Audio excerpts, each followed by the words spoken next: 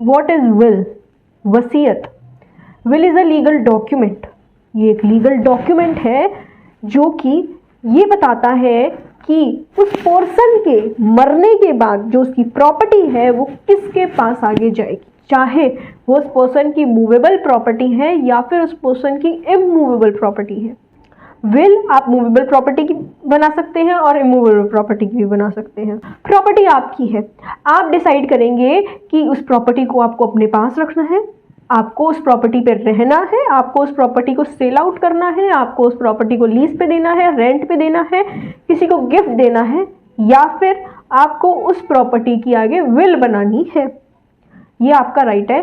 But जो person will बना रहा है वो 18+ होना चाहिए एंड वो मेंटली स्टेबल होना चाहिए, उसका मानसिक संतुलन बिल्कुल ठीक होना चाहिए। विल किसी भी फियर में नहीं बना रहा। सपोज कोई पर्सन फोर्स कर रहा है कि मेरे नाम पे आप विल बनाओ, तो बिना किसी फियर के बनाई हुई विल ही वैलिड मानी जाएगी। बिना किसी डर के वो विल बना रहा है। जो वो विल बना रहा है वो अपनी प्रॉपर्टी की बना रहा है, किसी और की प्रॉपर्टी की विल बनाने का आपके पास राइट नहीं है। वो विल जो बन रही है वो सेल्फ एक्वायर्ड प्रॉपर्टी की बना सकता है या फिर वो उस प्रॉपर्टी की बना सकता है जो उसे सक्सेशन में मिली है। विल कब से वैलिड होगी? जिस दिन से वो पर्सन की डेथ हो जाएगी जिसने विल बनाई थी, उस दिन से वो विल वैलिड हो जाएगी। उस विल बनाने वाले पर्सन की डेथ हो जाती है, उस दिन के बाद से ही वो प्रॉपर्टी उस पर्सन को ट्रांसफर हो जाएगी जिसके नाम पे विल बनाई गई थी, और उसके पास राइट आ जाएगा कि वो आगे इस प्रॉपर्टी को सेल आउट करे या उस पे रहे या उसको लीज पे दे। बट अगर किसी पर्सन की बिना विल बनाई डेथ हो जाती है तो फिर वो property law of succession, Hindu succession act के हिसाब से ही बांटी जाएगी, या फिर मुस्लिम सक्सेशन एक्ट या फिर लॉ ऑफ सक्सेशन के हिसाब से ही वो प्रॉपर्टी डिस्ट्रीब्यूट होगी। नेक्स्ट क्वेश्चन ये आता है कि क्या विल रिवोकेबल होती है? The answer is yes.